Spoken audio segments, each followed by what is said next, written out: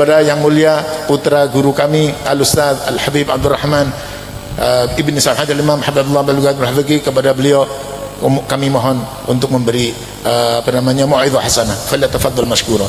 Allahumma shalli ala sayyidina Muhammad. ربي فاجعل مجتمعنا غاية حسن الختام، واعطنا ما قد سألنا من عطاياك الجسام، واكرم الأرواح منا، واكرم الأرواح منا، واكرم الأرواح منا بلقاء خير الأنام، وابلغ المختار عنا من صلاة وسلام. اللهم صل عليه وعلى آله. الحمد لله، الصلاة والسلام على سيدنا رسول الله محمد بن عبد الله وعلى آله وأصحابه ومن تبع هداه وولاه. أما بعد، para habaib, para sadah, para ulama, para dzurriyyah almarhum birahmatil hayyil qayyum, maha guru kami Syekhuna Ki Said bin Armia, mudah-mudahan saya sebagai salah seorang santri beliau, semua yang hadir yang pernah mengecap pemahaman dari beliau, yang memahami dari hari ke hari kalimatu la ilaha illallah, la ilaha, memahami kalimatu la ilaha illallah.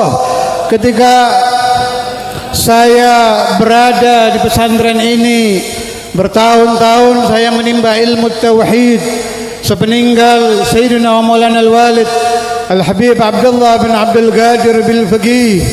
Kita harus jujur, kita harus mengakui, hilangkan rasa kesombongan bahwa ilmu tempatnya tidak diduga-duga. Pemahaman ilmu terkadang kita cari di kanan, dia berada di kiri. Kita cari di atas, dia berada di bawah. Kita sangka berada di pesantren yang sangat megah, dia berada di pesantren yang sepertinya tidak ada apa-apanya. Waktu saya ke sini belum seperti ini keadaannya. Masih sedikit berapa gelintir santri, sedikit. Bangunan tidak megah, saudara. Maaf, kumuh, jelek. Belum seperti sekarang. Tetapi kalau orang benar-benar ingin mencari kebenaran, dia tidak akan berhenti dengan melihat bangunan yang tidak mewah, tidak melihat nasab kiai yang bukan sayyid karena dia bukan habib. Jangan Anda tidak mau belajar ilmu, tidak ada nasabnya.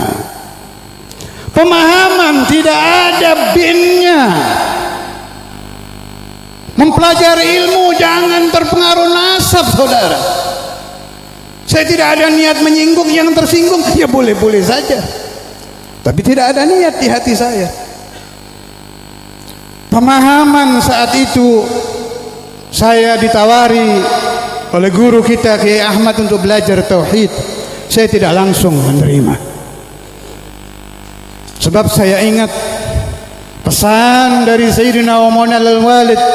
Beliau bawa sebuah hadis Rasulullah sallallahu alaihi wasallam, "Inna hadzal ilma dinun fanzuru amman ta'khuduna dinakum."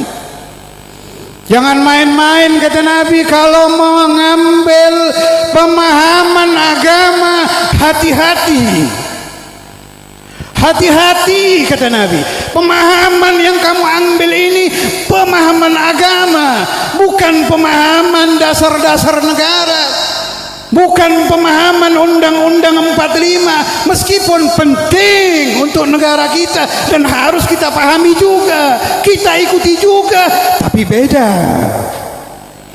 Pancasila dan undang-undang dasar tidak berasal dari Allah Subhanahu wa taala. Berada di negara ini kita ikuti, kita patuhi, kita pahami, tapi beda. Tidak ada pesan dari Nabi Muhammad sallallahu alaihi wasallam hati-hati kalau akan mempelajari azas sebuah negara, tidak ada. Tidak ada. Tetapi kalau Anda akan memahami tentang la ilaha illallah, Anda akan mempelajari tentang Allah. Ini Allah tidak bisa dilihat dengan mata telanjang. Tidak bisa Anda menghayal ingin mimpi Allah terus mimpi hadza rabbi, tidak bisa. Anda hafalkan Al-Quranul Karim, Anda jadi hafiz, tapi bukan alim yang memahami tentang Allah. Bukan dari situ jalurnya, bukan dari situ isnadnya, bukan. Fanzuru amman ta'khuduna dinakum. Hati-hati kalau akan mengambil pemahaman agama, apalagi Ki Ahmad waktu itu belum seperti sekarang. Kalau sekarang sudah jadi Hadratus Syekh, orang melihat beliau, ini kiai. Sebab mata manusia terpengaruh zahir saat itu bukan seperti ini, pakaiannya biasa, lebih sering pakai kaos, pakai kopiah setengah agak begini. Tidak menampakkan ahlul ilm sama sekali saat itu. Ini saya akan cerita sebuah cerita yang belum pernah seumur hidup saya buka, belum pernah. Saya memang niat akan saya ceritakan lillah wa fillah. Anda tuduh saya riya, silahkan. Tapi tidak ada niat ke situ. Saya tadi sudah pulang.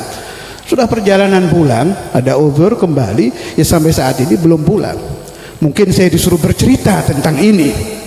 Sebab bangsa Indonesia ini bangsa yang hobi dongeng. Mungkin dongeng kalau di negara Mesir, di Saudi tidak populer, tapi bangsa ini doyan dongeng, dan itu bagus. Terkadang seorang tua ketika dia melakukan dosa, ketika dia bermaksiat kepada Tuhan, yang dia ingat nasihat nenek moyangnya yang berbentuk dongeng, bisa sadar dia dari situ.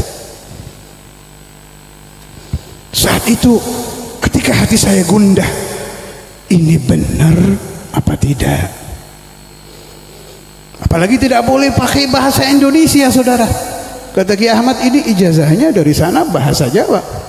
Alhamdulillah saya paham bahasa Jawa, tapi bahasa Jawa Tegal beda. Kasar sedep. Kalau Jawa Timur halus nikmat, beda.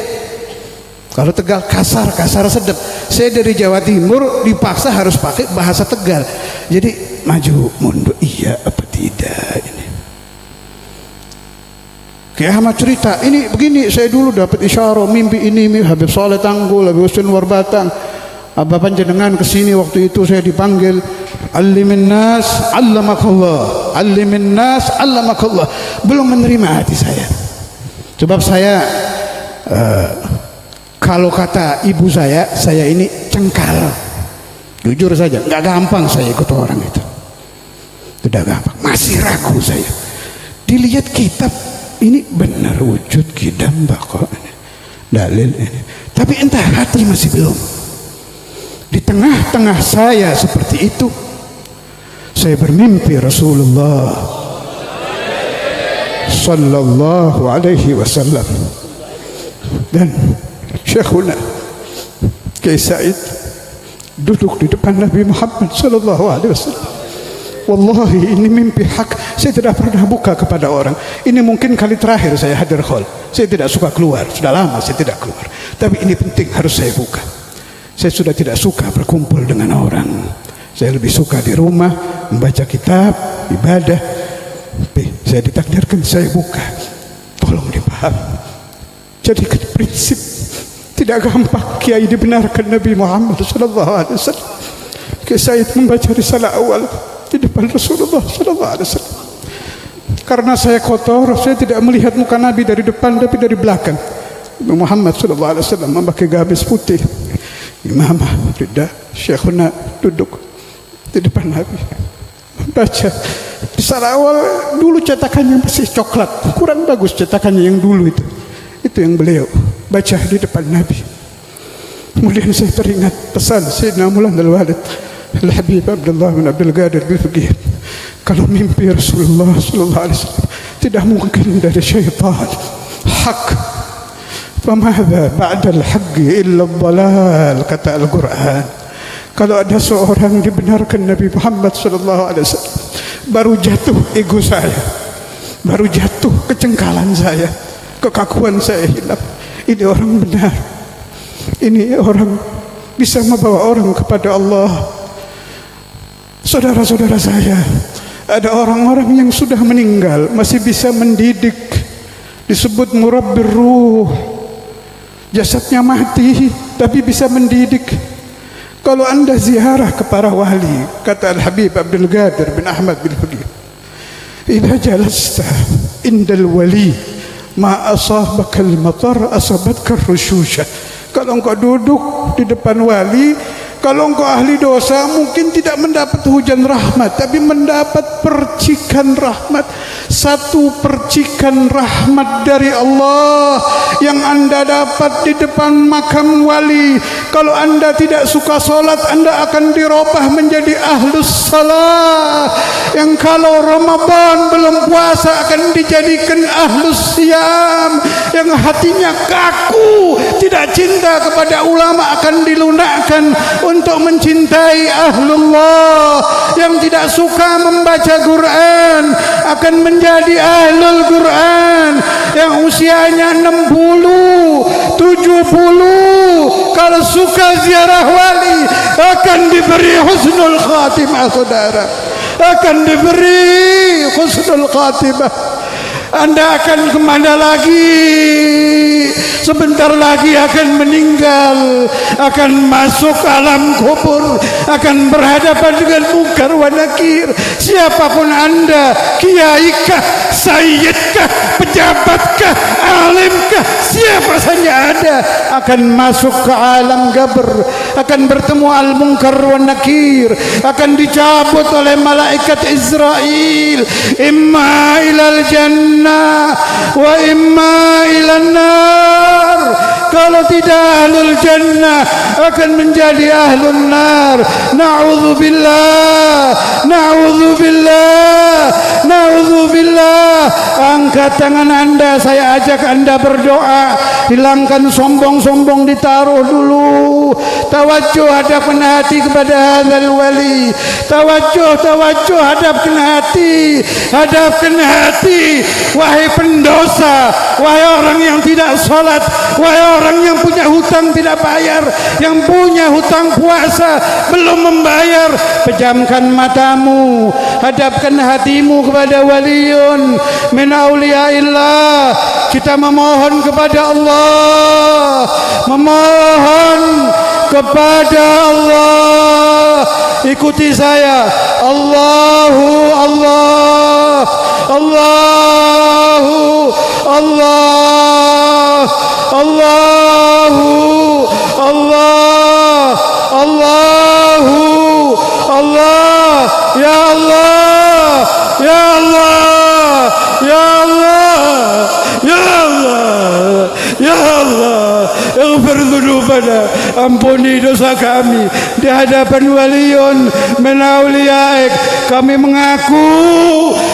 mengaku ya Rabb, mengaku ya Allah, kami ahli dosa, ahli tidak solat, solat kami tidak khusyuk, kami kurang ajar kepada ulama, kami tidak birrul walidain, ada dosa kami dulu ya Allah kepada ibu kami, ada dosa kami akui di hadapanmu ya Allah, ada dosa kepada ibu, dosa kepada ayah, kami mohon kepadamu ya Rabb, ampuni dosa orang tua kami, ampuni dosa orang tua kami, angkat dosa-dosa kami, jadikan kami orang suci sesuci walimu, jadikan kami orang suci sesuci walimu, jadikan kami ya Allah, ya Allah, ya Allah, ya Allah. Minta kepada Allah tidak ada doa di depan wali ditolak, tidak ada doa di depan wali ditolak. Minta kepada Allah hajat apa saja, hajat apa saja. Utlubu minallah, utlubu minallah. Ya Allah, ya Allah, ya Allah, ya Allah, ya Allah, ya Allah, ya Allah, ya Allah. Kabulkan doa-doa kami, hapuskan dosa-dosa kami, terangi jalan kami, jadikan hidup kami ahlul ibadah, ahlul ilm, ahlul ikhlas, ahlul siyam, ahlul Quran, mengerti faham la ilaha illallah, mengerti faham la ilaha illallah, la ilaha illallah, la ilaha illallah, la ilaha illallah. محمد رسول الله صلى الله عليه وسلم كلمة حق عليها نحيا وعليها نموت وعليها نبعث إن شاء الله تعالى من الآمنين. يا رب بالمصطفى بلغ مقام واغفر لنا. يا رب بالمصطفى سيدنا واغفر لنا.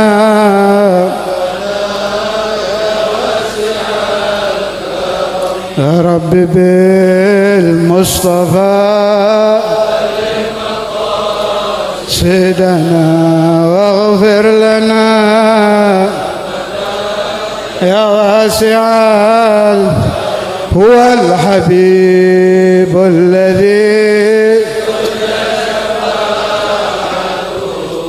لكل هول من هو الحبيب الذي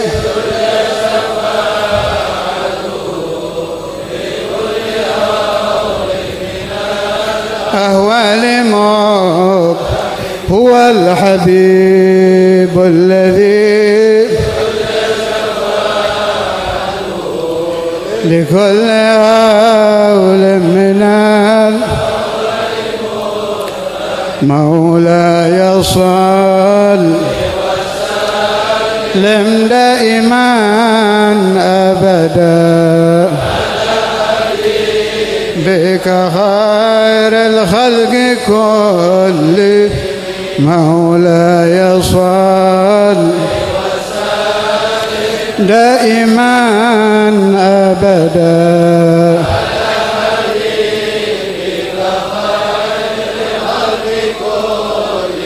مولاي صل لم دائما أبدا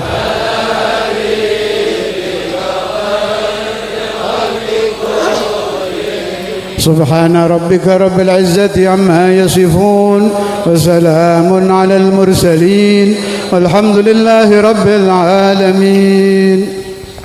بالقبول إلى حضرة النبي محمد صلى الله عليه وسلم. الفاتحة.